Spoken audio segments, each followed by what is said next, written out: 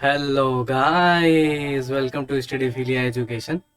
सो दोस्तों, आज हम पढ़ने वाले हैं स्पेन के प्रीवियस ईयर क्वेश्चन सेट 2 को, जिसमें हम डिस्कस करेंगे 2003 से लेकर 2006 के क्वेश्चन।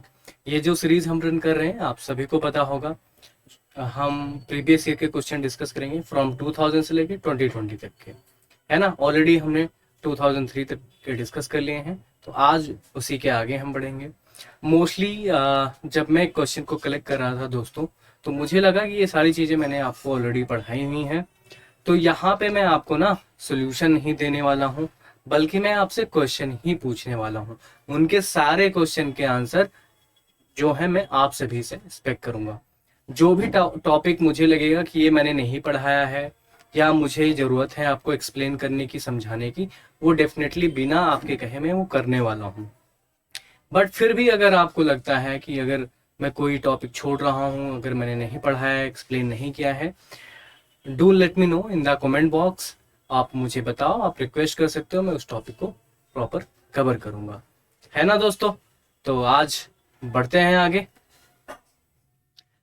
तो हम इस टॉपिक का पहला क्वेश्चन ले रहे हैं इस वीडियो का। तो पहला क्वेश्चन है, to which European country did the famous painter Pablo Picasso belong. So many times ये क्वेश्चन मैं आपको करा चुका हूँ, चाहे वो इम्पोर्टेंट फैक्ट्स के सीरीज के में हमने इम्पोर्टेंट फैक्ट्स ही क्यों ना पढ़ा हो, फेमस पेंटर से एंड ऑल से, और उनकी पेंटिंग से रिलेटेड क्वेश्चन और इम्पोर्टेंट क्वेश्चन भी हमने देखे थे, उस टॉपिक को भी हमने डिस्कस हुआ। तो ये आंसर भी इस क्वेश्चन का मैं आप सबसे एक्सपेक्ट करूंगा। आप सभी लोग कमेंट बॉक्स में एज यूजुअल जैसे आप पहले भी कमेंट करते आ रहे हो, अटेम्प्ट करते हो क्वेश्चन, तो आप अटेम्प्ट कीजिए।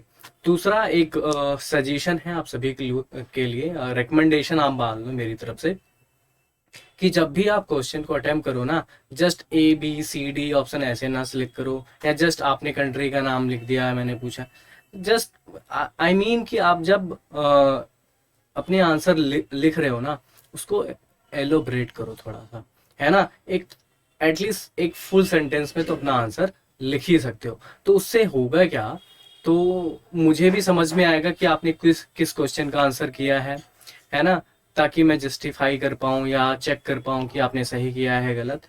दूसरा, जो कमेंट्स पढ़ते हैं, कई बार बच्चे भी पढ़ रहे होते हैं, आंसर ढूंढ रहे होते हैं, तो उनको भी इजी होगा, उनको समझने में भी कि आपने क्या लिखा है, क्या आंसर दिया है ना। और जैसे आप पहले की तरह करते हो कि at the end of the video आप अपने स्कोर बताइएगा, आउट ऑफ 10 आपने कितने मार्क गेन किए। इससे क्या होगा, आप एक चेक भी कर पाओगे अपने आप को कि आप कितना कर पा रहे हो। आपने प्रीवियस ईयर पहले से क्वेश्चन किए हुए हैं, तो कितना आप रिकॉल कर पा रहे हो। आपने इंपॉर्टेंट फैक्ट्स पढ़ लिए, इंपॉर्टेंट क्वेश्चन पढ़े हुए हैं, तो उसमें से कितनी चीजें आपको आ रही हैं। तो इससे भी आप अपने आप को चेक भी कर पाओगे कि अभी आपका लेवल क्या है ना। नाउ अगला क्वेश्चन मैं आपसे जानना चाहता हूँ, या क्वेश्चन पूछा गया 2004 का क्वेश्चन है, national language of Brazil is, है ना। काफी इजी क्वेश्चन है, और मुझे नहीं लगता कि कोई भी बच्चा इस क्वेश्चन को अटेम्प्ट ना कर पाए। तो आप लोग जरूर कीजिए, कमेंट सेक्शन में मुझे बताएं कि क्या है नेशनल लैंग्वेज। आगे बढ़ते हैं ना। The author of Don Quixote is. तो अब ये जो बुक है, और ऐसे क्वेश्चन कई बार रिपीट भी हुए हैं, और मैंने इस बुक के बारे में थोड़ा बताया भी था, कैरेक्टर के बारे में बताया है, इसके राइटर के बारे में बताया है, इंपॉर्टेंट फैक्ट्स में पढ़ा है, इंपॉर्टेंट क्वेश्चन में पढ़ा है। अगेन ये रिपीट हो रहा है, और आगे भी ये क्वेश्चन रिपीट आप होते हुए आपको दिखेगा, है ना, इन द कमिंग ईयर, जो भी और भी ईयर में ये क्वेश्चन आए हैं। तो काफी फेमस है, तो वेरी वेरी इंपॉर्टेंट, इसको मार्क कर सकते हो। आने वाले एग्जामिनेशन में भी ये क्वेश्चन पूछा जा सकता है, दोबारा भी पूछा जा सकता है, क्योंकि जेएनयू रिपीट करता है। अगेन इफ्लू भी पूछे या जामिया भी पूछे, वहाँ पे भी, जामिया में भी पूछे, स्पेनिश लैंग्वेज जैसे इस बार आई है, क्योंकि वहाँ पे सारे ऑप्शनल होंगे, वहाँ पे भी आपको, है ना, टिक करने होंगे, तो आपको भी देखना है वहाँ पे भी। तो ऐसे क्वेश्चन पूछे जा सकते हैं आपसे, है ना। काफी प्रोबेबिलिटी है इस टाइप के क्वेश्चन आपको देखने को मिले। तो ऑप्शन है आप सभी के सामने, ये कराया हुआ है, तो इसका भी आप आंसर दीजिए, मुझे बताएं, है ना। और मैंने आपको ना एक चीज़ और भी बताया, अगर आपको राइट आंसर नहीं पता है ना, तो आपको राइट आंसर तक पहुंचना कैसे है। आपको एनफ बैकग्राउंड नॉलेज है, आपने इंपॉर्टेंट फैक्ट्स पढ़ लिया, इंपॉर्टेंट क्वेश्चन कर लिए, तो आपको यहाँ से मिल जाएगा कि किस तरीके से हैं। जैसे टॉलस टॉय हैं, ये डेफिनेट सी बात है, ये रशियन राइटर, तो आपने एक तो हटा ही दिया। शेक्सपियर, ये इंग्लिश राइटर है, पहली बात तो दो आपने हटा दिया।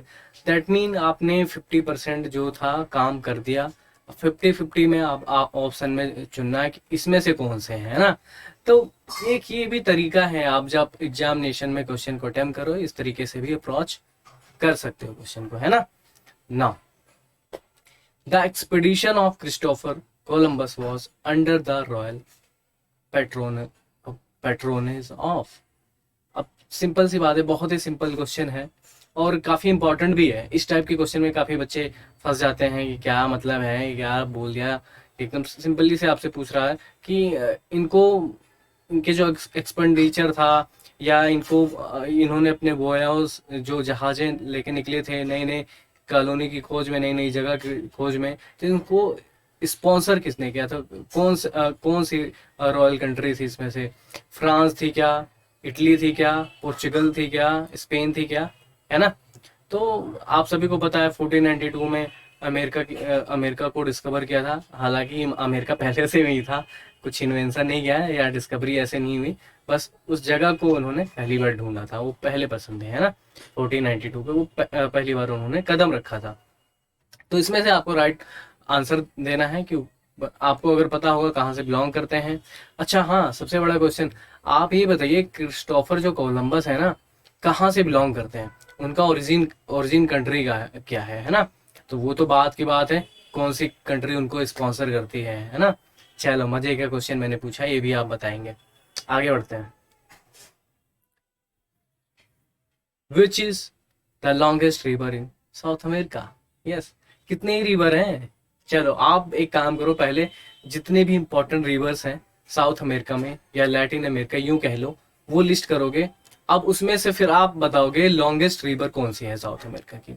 साउथ अमेरिका के बारे में भी अभी मैंने हाल ही में आप सभी को पढ़ाया है, physical geography, reverse, mountains, ranges, है ना। अटाकामा डेजर्ट के बारे में बताया, बहुत सारी चीज़ें मैंने आपको बताया। कंट्री एंड कैपिटल्स भी किस तरीके से आपको याद रखना है उसके, वो भी बताया है। कितनी कंट्रीज़ हैं वो भी मैंने आपको बताया। कुछ लोकेशंस है जो अदर मतलब जिसकी कॉलोनी है, या आप रीजन बोल सकते हो, इस तरीके से कॉलोनी तो नहीं बोल सकते। वो कौन से प्लेसेस हैं, वो किसको बिलोंग करती है, वो सब चीज़ मैंने आपको बताई है यहाँ पे, है ना। तो काफ़ी मज़ेदार रहा था, आई होप आपको मज़ा भी आया होगा। तो आप चलो इसका आंसर आप दीजिए। नेक्स्ट क्वेश्चन आप सभी से है, आप मुझे बताओगे व्हाट इज फ्लैमेंको। इसको भी मैंने कम से कम 3 से 4 बार रिपीट किया है ना। तो अभी मैं फ्लैमेंको नहीं बताने वाला हूँ कि फ्लैमेंको है क्या, है ना। ऑब्वियस सी बात है, अगर आपने पढ़ा होगा तो आप सभी को पता होगा फ्लैमेंको। पहली बात तो आप गूगल की हेल्प नहीं लेंगे जब भी ये क्वेश्चन अटेम्प्ट करें, क्योंकि मैं सपोज करता हूँ कि आप सभी लोग इस वीडियो को तब देख रहे हो जब आप इंपॉर्टेंट फैक्ट्स पढ़ चुके हो, इंपॉर्टेंट क्वेश्चन पढ़ चुके हो, तब आप यहाँ पे आ रहे हो, है ना। तब आप इसको बिना गूगल के हेल्प के आपको क्वेश्चन को अटेम्प्ट करने हैं। उसके बाद नहीं आता है, आपको चेक करना है, तो आप गूगल की मदद लें। और हाँ, उन सभी बच्चों से रिक्वेस्ट है जो इस वीडियो को पहली बार देख रहे हैं, कि आप सर्च करके आ गए हैं, किसी न किसी तरीके से उनको ये वीडियो पहली बार मिल रही है, देख रहे इस चैनल पे नए हैं, तो उन सभी से रिकमेंड है कि आप एक बार तो देख तो लो। चलो ठीक है, अटेम्प्ट करना चाहो अटेम्प्ट भी कर लो, बट गूगल की मदद मत लेना। पहली बात तो आप जो इसके इंपॉर्टेंट फैक्ट की सीरीज मैंने रन करके उनको देख सकते हो। दूसरा इंपॉर्टेंट क्वेश्चन की सीरीज को भी आप देख सकते हो। देन आपको मजा आने वाला है ना। बहुत सारी आपको बैकग्राउंड नॉलेज मिल जाएंगी, कैसे भी क्वेश्चन आएगा, कहीं से भी आएगा, कैसे भी घुमा के। डायरेक्टली आंसर नहीं पता होगा तब भी आप इनडायरेक्टली कर लोगे with the help of elimination method, जो कि पावर है। क्योंकि मुझे पता है कम से कम आप डायरेक्टली क्वेश्चन आंसर आप 50 से 60 मार्क तक करके आओगे, बट एलिमिनेशन मेथड से आप करीब 90 तक पहुंच सकते हो, है ना। अगर आपको एनफ बैकग्राउंड नॉलेज होगी, ये तभी वर्क करता है जिसे आप बोलते हैं इंटेलिजेंट तुक्का। ठीक है, ये चीज़ भी मैंने आपको बता दी है, ट्रिक भी बता दी है, कैसे अप्रोच करना है क्वेश्चन को एग्जामिनेशन में, एग्जामिनेशन हॉल में, है ना, तुक्का कैसे लगाना है। बाकी वो रिकमेंड नहीं करता हूँ, आप नॉलेज लीजिए, एनफ है। दूसरा यहाँ पे एक क्वेश्चन और आता है, किसी बच्चे ने कमेंट किया था, मैंने उसका कमेंट पढ़ा, उसको रिप्लाई भी दिया। वो बच्चा बोल रहा था कि सर आपके ना ये स्पेन में ऑलरेडी आपने 8 इम्पोर्टेंट फैक्ट्स की के वीडियो अपलोड कर दिए हैं, वो भी काफ़ी बड़े बड़े हैं, तो मैं कैसे देखूं, काफ़ी टाइम कंज्यूम होता है।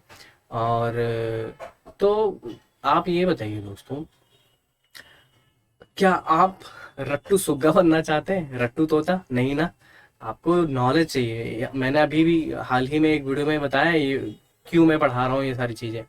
अगर आपको सिर्फ डायरेक्टली आंसर चाहिए इस क्वेश्चन का तो मैं दे भी सकता हूँ, और इसलिए जो बाकी अदर भी चैनल्स हैं लोग भी करते हैं पढ़ाने के तरीके, बट मेरा वो तरीका नहीं है। ठीक है, पहले मैं आपको कॉन्सेप्ट समझाऊंगा, टॉपिक्स पढ़ाऊंगा, सारी चीज़ें करूंगा, क्वेश्चन भी आएंगे, आप खुद देखोगे, आप वो क्वेश्चन खुद भी कर पाओगे। दूसरी बात दोस्तों, अगर मैं छोटी वीडियोस बनाऊं दूसरी और उसमें कॉन्सेप्ट क्लियर ना हो, मैं आधा अधूरा ज्ञान देके क्या ही फायदा, है ना। उससे भी क्या होगा, आपका नुकसान होगा, आपके सारे टॉपिक्स कवर नहीं होंगे, टॉपिक्स नहीं कवर होंगे, सिलेबस कवर नहीं होगा। फिर आप सोचोगे यार कहाँ से पढ़ा था इन्होंने, आधा अधूरा ज्ञान दे दिया, पूरा तो पढ़ाया नहीं और मुझे पूरी नॉलेज नहीं है। तो एक कहावत भी है कि अधजल गगरी छलकत जाए, जिसका मतलब ये है कि थोड़ा सा ज्ञान जो है आपके लिए हानिकारक होता है, और उसका डायरेक्टली मीनिंग ये है कि आपकी थोड़ी सी नॉलेज हो जाती है, आप इधर उधर उछलने लग जाते हो, है ना।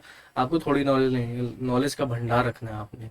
जब एग्जामिनेशन हॉल में बैठो तो आपको सोचना ना पड़े है भाई कि मैंने काश पढ़ लिया होता और टाइम दिया होता और रिसोर्सेज मिले। जब आपको अब रिसोर्सेज अवेलेबल हैं, फ्री में अवेलेबल हैं, तो आप क्यों नहीं पढ़ना चाहते, क्यों नहीं टाइम देना चाहते? आप टाइम दो।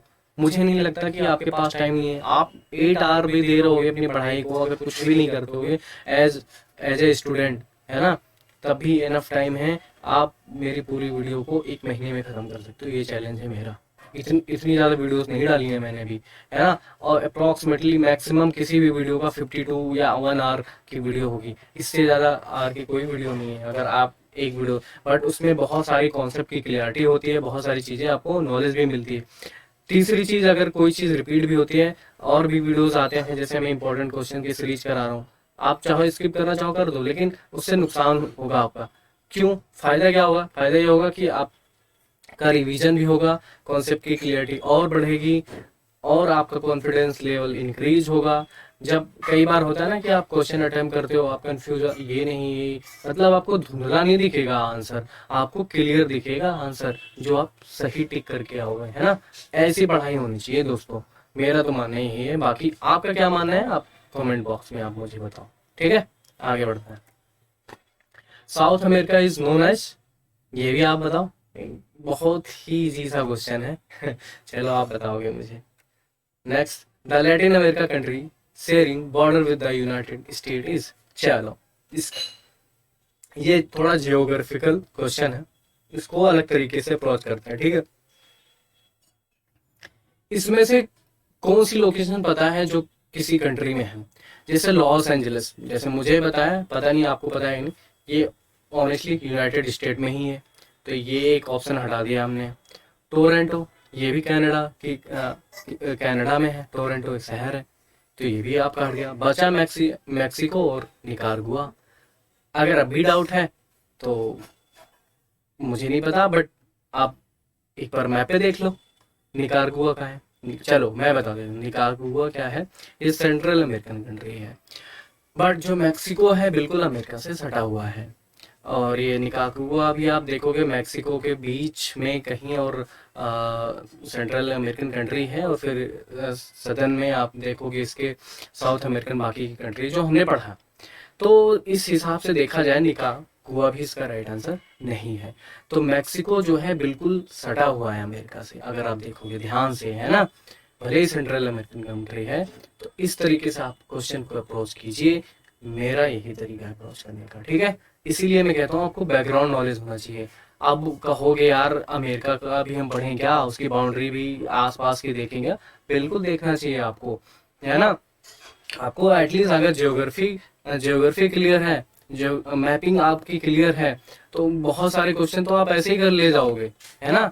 और मैं बेट लगा सकता हूँ दोस्तों एटलीस्ट 10 to 15 क्वेश्चन जियोग्राफी के बेस पे होते हैं। 10 to 15 क्वेश्चन आप जियोग्राफी अगर आपके क्लियर है बेसिक से भी जिस तरीके से हमने पढ़ा है तो आप आसानी से क्वेश्चन कर ले जाओगे, आपके एक भी मार्क्स नहीं कटने वाले हैं।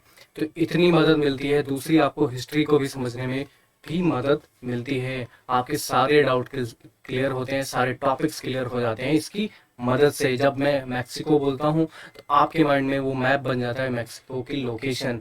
जब मैं लॉस एंजल्स बोलूँ, स्पेन बोलूँ, फ्रांस बोलूँ, तो मैपिंग ऐसी होनी चाहिए कि आपके माइंड में बन जाए।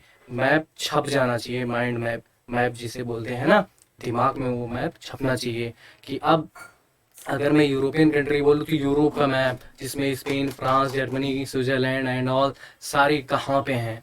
रसिया बोलता हूँ, रसिया कहाँ पे है। ऐसी मैपिंग होनी चाहिए, आसपास की बाजू की कंट्री पता होनी चाहिए। इन रिस्पेक्टिव ऑफ एशिया में आपको भारत, अपना प्यारा भारत को देखना है, उसके रिस्पेक्ट में सारी कंट्री को देखना है, सारी कॉन्टिनेंट को देखना है, वाटर बॉडीज को देखना है। सब कुछ आपको हेल्प करने वाली है सारी चीजें, है ना। आई होप आपको समझ आ रहा होगा, है ना। स्टिल कोई डाउट है, कोई क्वेश्चन है, आप पूछ सकते हो ना। The second official language in United state is, चलो एक बारी आप लोग अटेम्प्ट कीजिए इस क्वेश्चन को। आई होप आप सभी ने अटेम्प्ट कर लिया, राइट। सो देखा जाए टेक्निकली ये क्वेश्चन गलत है। अगर ऑफिशियल लैंग्वेज की बात आए यूनाइटेड स्टेट में तो ऐसी कोई ऑफिशियल लैंग्वेज नहीं है। आपको हैरानी होगी ये चीज जान के, ये इस फैक्ट को समझ के, पढ़ के, है ना। तो चैलेंज कर सकते हो ऐसे, बट ऐसा नहीं है। बट इस रिस्पेक्टिव में देखोगे ना तो कहीं ना कहीं आपका ऑप्शन इसमें सही होगा, वो आपको मार्क करना होगा। दैट मीन अगर ऑफिशियल लैंग्वेज नहीं है तो हो सकता है in respective second spoken language हो सकती है वहाँ की, है ना, जो कि आपको बतानी है। चलो इसको इस तरीके से देखते हैं। तो आपको बता दूं, यूनाइटेड स्टेट जैसे मैंने बताया कोई ऑफिशियल लैंग्वेज नहीं है इनकी। इंग्लिश जो है इनकी स्पोकन लैंग्वेज है, क्योंकि बहुत सारे अमेरिकन सिर्फ इंग्लिश ही बोलते हैं। उनकी मेजोरिटी जो लैंग्वेज है, फर्स्ट लैंग्वेज, वो है इंग्लिश, स्पोकन है। आप बस ध्यान रखना, कंफ्यूज मत कर देना कि स्पोकन और ऑफिशियल लैंग्वेज से बोली भली जाती है, बट वहां पे ऑफिशियल लैंग्वेज नहीं। सेकेंड मोस्ट स्पोकन लैंग्वेज जो है यूएस में after English is Spanish. Spanish बोली जाती है, बहुत सारे अमेरिकन स्पेनिश बोलते हैं। नाउ अगर देखा जाए more than 350 language, around at least 350 language जो है यूएसए में बोली जाती हैं। चलो आप मुझे भारत का बताओ, how many languages are spoken in India, है ना। ये मजेदार क्वेश्चन है, आप इसको भी अटेम्प्ट कीजिए, भारत का भी पता होना चाहिए आपको। चल now which of this is kind of popular Latin American dance form. अब आपको ये क्वेश्चन अटेम्प्ट करना है, आपको मुझे बताना है इसमें से कौन सा लैटिन अमेरिकन फेमस डांस है। चलो आई होप मुझे पता है आप सभी में से कुछ ही लोगों को पता होगा, और मैंने इस टाइप का क्वेश्चन कराया नहीं है, जाहिर सी बात है आप नहीं कर पाओगे। बट थोड़ा सा इसका ये भी आप खुद ही करिएगा, और ये जो डांस फॉर्म है इनके बारे में आप पढ़िएगा। चलो लेकिन मैं एज पर माई नॉलेज मैं आपको बता दूं, जो द ब्रेक करके है, ये जो डांस फॉर्म है ये अमेरिका में होता है ना। ये आप देखिएगा, अब मैं करके नहीं बता सकता डांस कि कैसे होता है द ब्रेक, है ना। द टैंगो डांस कैसे होता है, द डांस कैसा है, द वॉल्ट डांस कैसे है। द वॉल्ट जो डांस है वो जर्मनी और ऑस्ट्रिया में काफी फेमस है ना। और बाकी द बॉल ये भी कुछ अमेरिकन कंट्री समथिंग और कुछ अदर कंट्रीज हैं जहाँ पे ये काफ़ी फेमस है, वहाँ पे ये ऐसी डांस होती है। तो बचता है द टैंगो, ये एक नाम से ही आपको थोड़ा लग जाएगा, तो ये भी एक पॉपुलर डांस है टैंगो लैटिन अमेरिका का। बट देखा जाए इसका ओरिजिन मोस्टली ये क्यूबन कंट्री एंड ऑल, वहाँ पे आपको देखने को मिलेगा, है ना। तो थोड़ा सा इन डांस फॉर्म के बारे में और पढ़िएगा और मुझे भी बताइएगा, है ना, क्या है सारे इन डांस के बारे में। आप कमेंट सेक्शन में 1 by 1 लिखोगे कि, है ना, कौन सी कंट्री में कहाँ पे ये डांस होते हैं, है ना, ओरिजिन एंड ऑल सारी चीजें। Now last question but not least, है ना, when did the Cuban revolution take place. I know कि आप सभी को मैंने क्यूबन रेवोल्यूशन नहीं पढ़ाया है, बट ये इसको मैं क्वेश्चन क्यों ले रहा हूँ, क्योंकि जो क्यूबा है ना, कभी ऑफिशियल ये कह सकते हो या कॉलोनी रह चुकी है, ऑफिशियल तो नहीं, कॉलोनी रह चुकी है क्यूबा कंट्री। और यहाँ पे जो भी इवेंट्स होते हैं ना, वो काफ़ी हिस्ट्री में फेमस होते जाते हैं, जैसे Cuban revolution, Cuban missile crisis आपने देखा होगा, वर्ल्ड वॉर के बाद 2 के बाद का ये जो इवेंट्स होते हैं, जिसको कोल्ड वॉर आप कह सकते हो, तो उस टाइम के ये टॉपिक्स हैं। हालांकि मैंने वर्ल्ड वॉर 1 और 2 नहीं कवर किया, तो मैं नहीं चाहता था कि इसको कवर करूं, बट क्यूबन रेवोल्यूशन जो है ना, और कुछ बैकग्राउंड एंड ऑल, ये मैं नेक्स्ट वीडियो में अभी हाल ही में लेके आऊँगा, before the cold war and all, क्योंकि मुझे लगता है कि वो कब आएगा, है ना, क्योंकि बाकी सारी कंट्रीज तो जो पहले आता जाए, जैसे मैंने बोला था, जो क्वेश्चन आपको नहीं आएगा, जो मैंने नहीं कराया है, अगर वो क्वेश्चन बन रहा है तो उसका मैं टॉपिक अलग से लेके आऊँगा। और खैर ये स्पेन से थोड़ा रिलेटेड है, तो स्पेन के इम्पोर्टेंट फैक्ट्स की सीरीज में ही उसी के प्लेलिस्ट में जाएगी ये वीडियो, है ना, आज ही मैं डाल दूंगा, तो नो वरी, तो इसके बारे में आपको पता चल जाएगा। बाय द वे, अगर किसी ने पढ़ा है तो इसका आंसर आप अटेम्प्ट कर सकते हो, है ना। फाइनली आप लोग मुझे बताओगे कि आपने कितना स्कोर किया। आई होप आपका आज का लेक्चर आप सभी को काफ़ी पसंद आया होगा और मज़ा भी आया होगा, है ना। तो आप मुझे बता सकते हो कि आपने कितना स्कोर किया। दूसरा, स्टिल अगर आपके किसी भी क्वेश्चन से कोई कन्फ्यूजन है, कोई डाउट्स हैं, आप डायरेक्टली मेरे से पूछ सकते हो। मैं सभी के क्वेश्चन पढ़ता हूँ, आंसर भी पढ़ता हूँ, कमेंट्स भी पढ़ता हूँ, डाउट भी, सबको मैं आंसर भी करता हूँ, है ना। तो इसके लिए बेझिझक रहें। तो आज के लिए बस इतना ही इस वीडियो में। मैं Puneet Tiwari, signing off. Thank you for watching. Thank you.